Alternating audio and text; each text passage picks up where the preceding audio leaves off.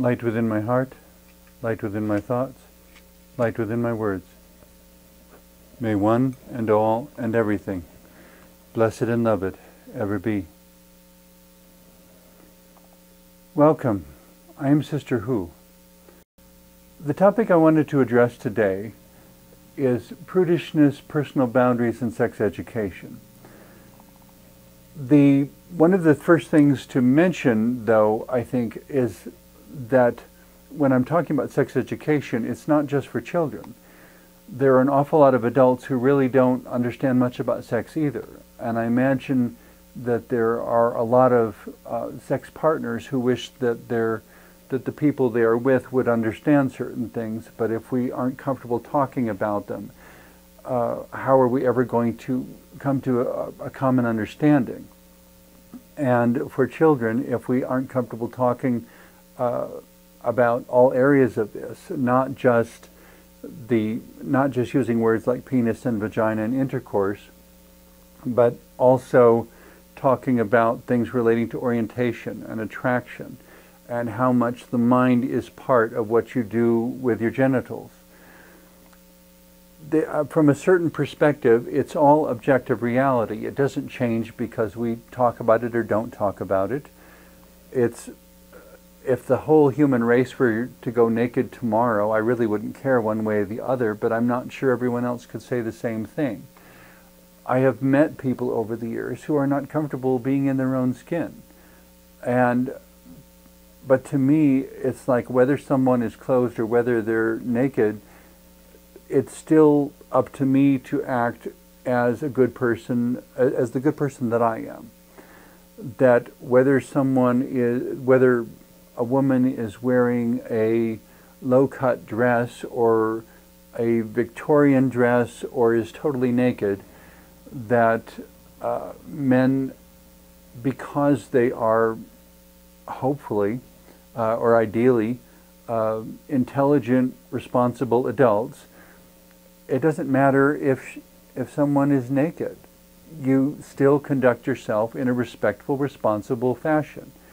That it's, from a certain perspective, whatever's honest and consensual is probably okay, but there needs to be dialogue about what does this person want or expect, what do you want or expect, and how do you feel about your own body, how do you feel about someone else's body, are you comfortable doing or not doing.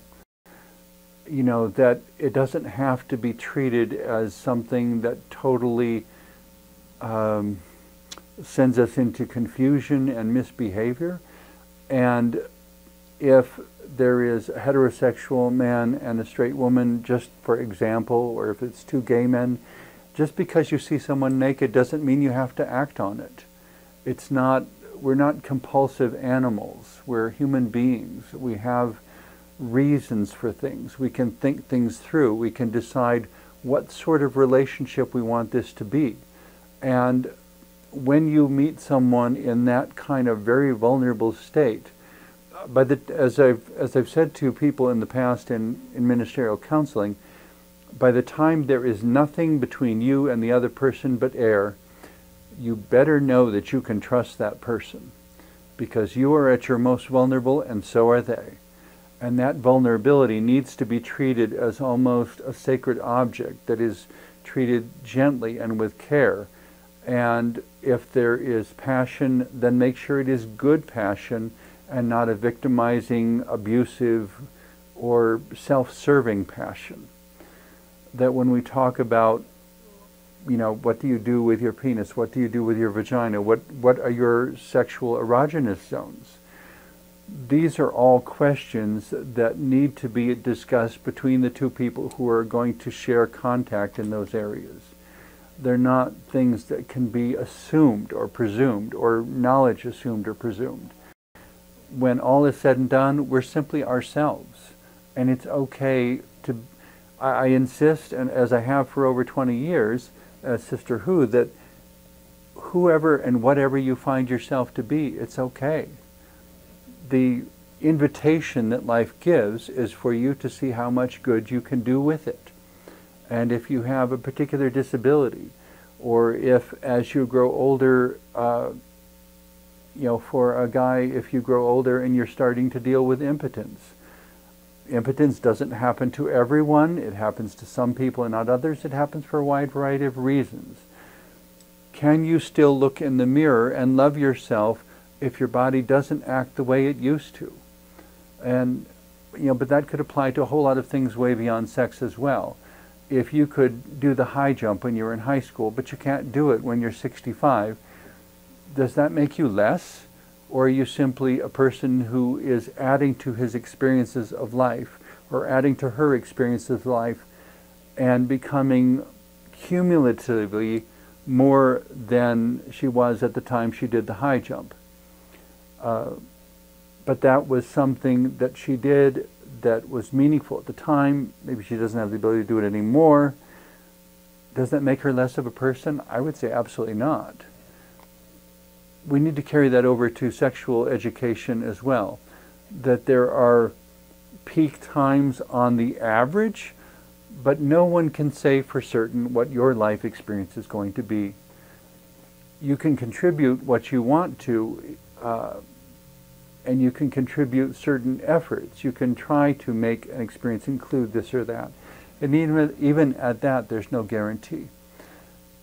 Someone in high school may say, I'm going to meet somebody really, really beautiful. We're going to have a long relationship for 30, 40 years. We're going to have beautiful children, and our sex life will be phenomenal. And lo and behold, they meet someone, they have all these expectations, and they go into it, and it doesn't quite work that way. And how do they reconcile all these massive high expectations with what actually happened? And how do they find a way to go on loving when life isn't perfect? And when, in fact, daily life says, we have to fix this over and over and over again, and it may take us 10 years to get really good at it. Is that okay? I would say absolutely, because there's some people who try for 40 years and never get it right. And even if someone has tried for 50 years and is still trying, I say, congratulations, you are to be commended for continuing to try, for never giving up. Wonderful things can happen, and not so wonderful things can happen. But in all of it, to find ways of talking about what we're experiencing to convey understanding upon which we can build ever better experiences. Not treating each other as objects, not violating boundaries of saying, I'm going to do this to you whether you like it or not, but to listen when the person tells you, when you do this, I feel. When you say this, it makes me think that. Is that really what you want the person to feel and think? That, if you truly love this person, and if you don't truly love this person, are you really accomplishing anything good by pretending that you do? There needs to be a way of bringing the truth of each individual, the truth of a community, the truth of a particular kind of interaction, the truth of what one's body is and will do, and what it is not, and what it won't do, and what it won't do at which point in life.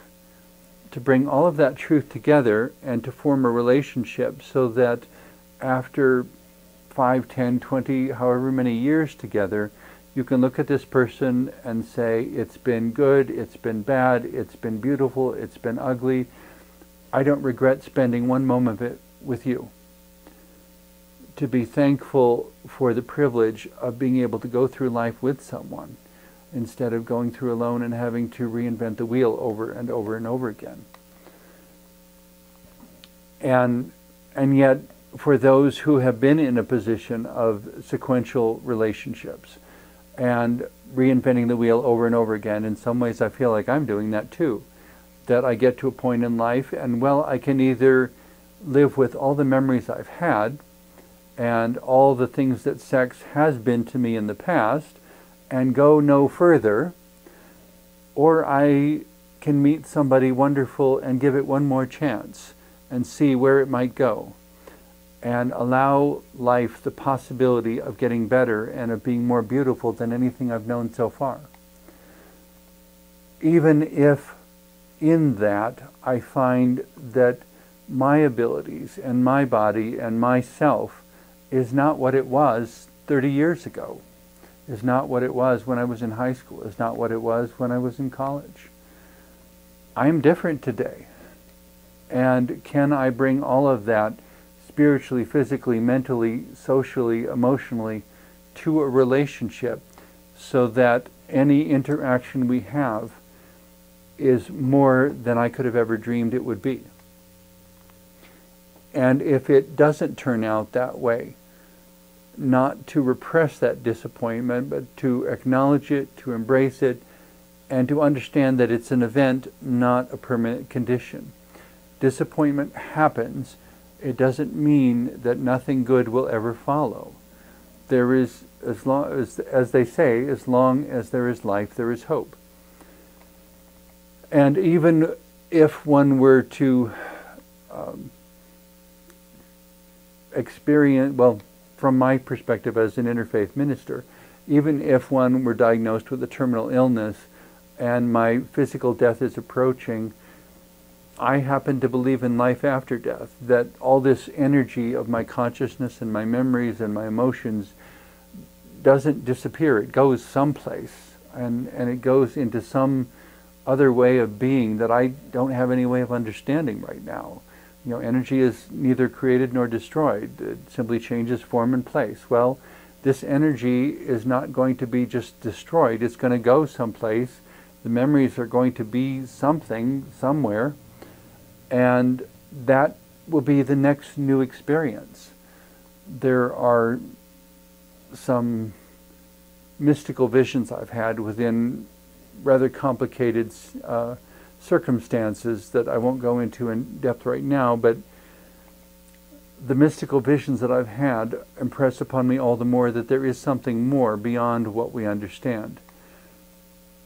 That being said, there's a lot that can be understood now, but only if we're willing to read about it, talk about it, compare notes, listen to those with whom we interact, and to say, how was it for you? And I want the truth. I don't want you to pretend anything. Because if you tell me the truth, I will know how to do things differently next time. Or I may have an idea of how to do things differently next time. But if you tell me everything was fine, and then I will feel pressured to say, oh, it was fine for me too. And maybe it was, and maybe it wasn't, and maybe it's fine in these ways, but it's not fine in those ways. One of the most difficult challenges of truth, I guess, is in any moment, is that it's multidimensional. That we can be experiencing both a burden and a blessing simultaneously. That we can be experiencing both joy and sadness simultaneously. That we may feel joy at seeing someone we haven't seen in a number of years, and simultaneously sadness at how that person and ourselves have both become old and lost abilities. And you know, maybe when the time comes, when I'm in my 90 or 100 or whatever it is that I live to, if I'm a person walking with a cane and I meet another friend I haven't seen in 20 years who's also walking with a cane, we probably are not going to go hiking to the top of a mountain anymore at that point. That will be an experience that we won't be able to share anymore. And so there will be a happiness at seeing this person and a sadness at the limitations that have been added to each of us.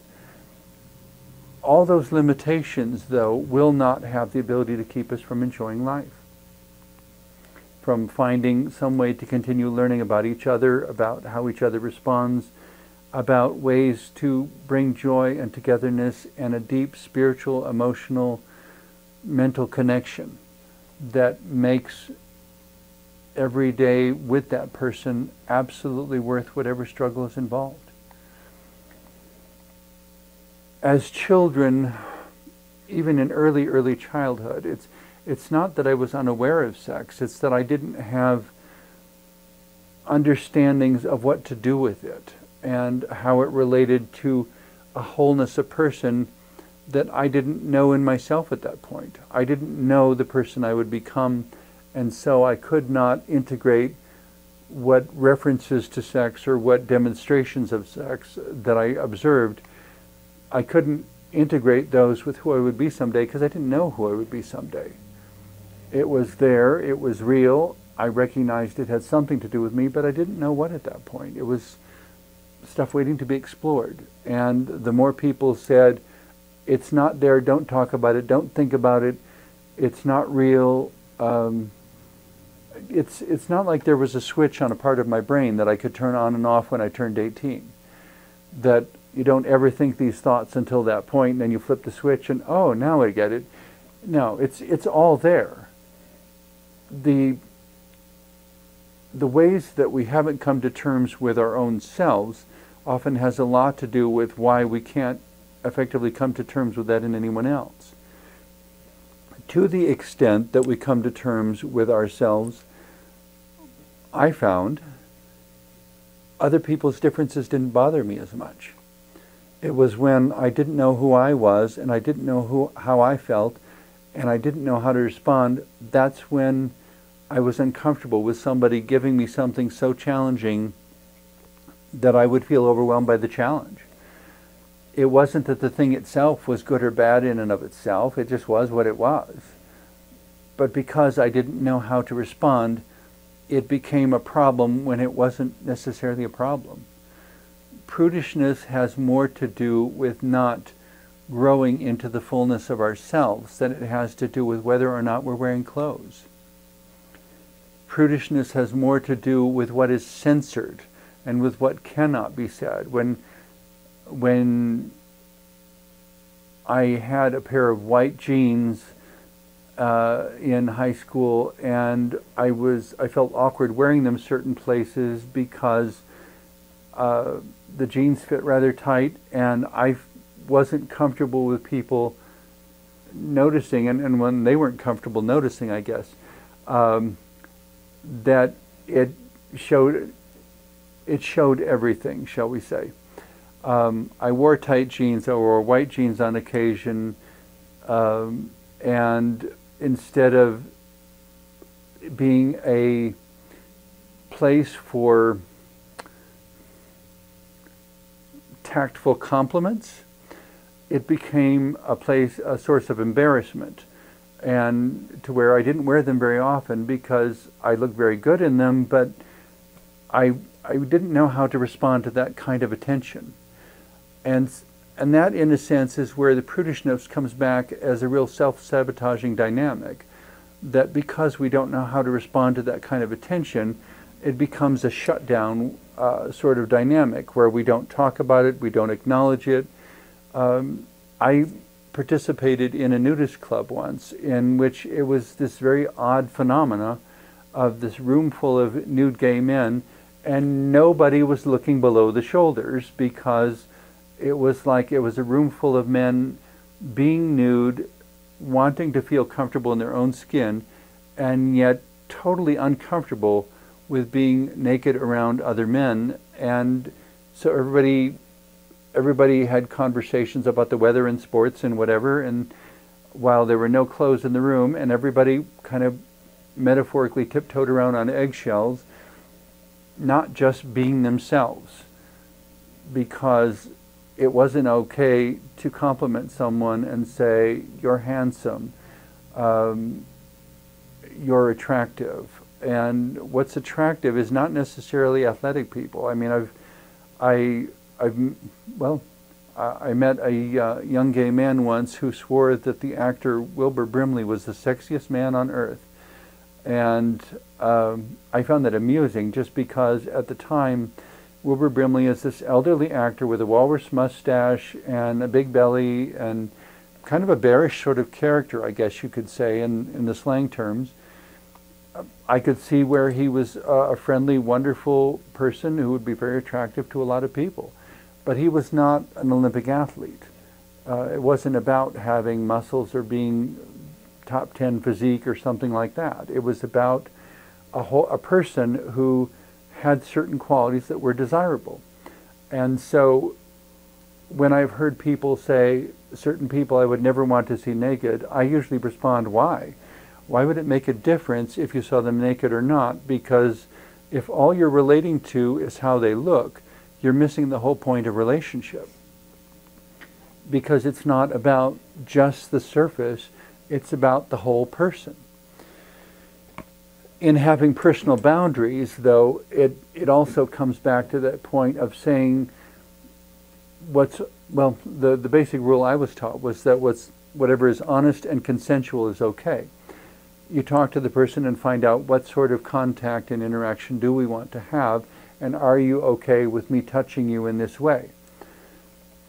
There was one occasion where I was participating in a nude yoga class, and I found it quite wonderful, actually. It was very liberating and freeing, and you could focus on the yoga, and I really was just focusing on the yoga.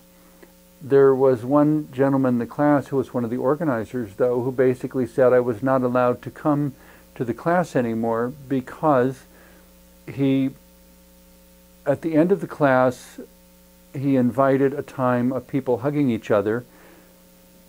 Because I didn't know the other people in the room well enough, I really didn't feel comfortable with that kind of intimate contact of doing a nude hug with all these strangers. Maybe at some point, if we got to know each other, I would have, but I didn't know them well enough to have enough trust that I would want to do a nude hug with a stranger. And so at the end of the class, I would choose to step aside and let them do their hugs, and okay, fine. Because I was setting a personal boundary that we were not going to have that kind of contact until after we had established a sense of trust, I was told by the facilitator that I was not allowed to come to the class anymore, that essentially people were not allowed to have personal boundaries that forbade physical contact. And I just said, well, then this is not a yoga class I want to be part of, because I think the personal boundaries are that important, that you do not touch anyone or hug someone or, well, even with autistic people, it becomes questionable whether you run up and shake their hand, because for numerous autistic people, there is so much sensory overstimulation that even shaking someone's hand can be overstimulating and overwhelming and too much mental input. And so there are autistic children and people who don't want to be touched. And my heart goes out to mothers who will lament, I guess, or who will report that they love their children so much. They love their autistic child, and they can't give them a hug because a hug is overwhelming. It's too much sensory stimulation, and trying to grab them and hold them makes them scream and flail and run because it's too much stimulation. Just to be held, with clothes on and everything, I mean, just to be touched.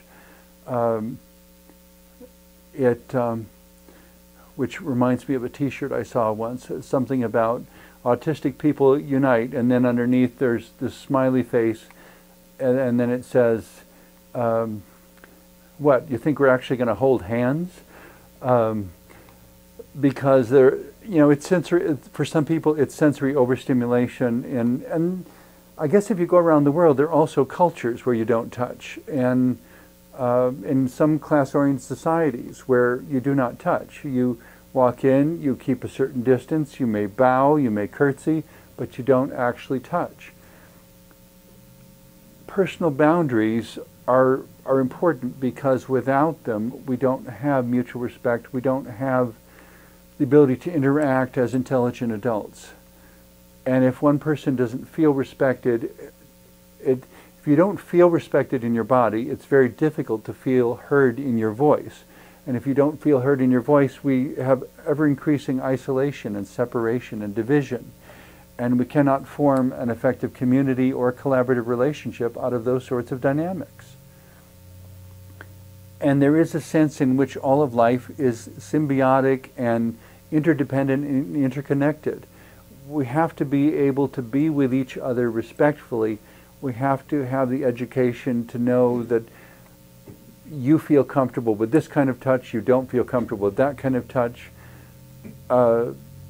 educating ourselves about how our bodies work, how our lovers' bodies work, how we can set whatever boundaries we need for whatever time we need, and communicate if or when I am ready to change the boundaries. It's not, prudishness however, keeps us apart from each other. It builds a wall, and if prudishness is allowed to prevail, you will never know me and I will never know you. It doesn't mean we have to get naked together, but it means that if we ever wanted to, we could. But we don't have to until or unless we feel the need.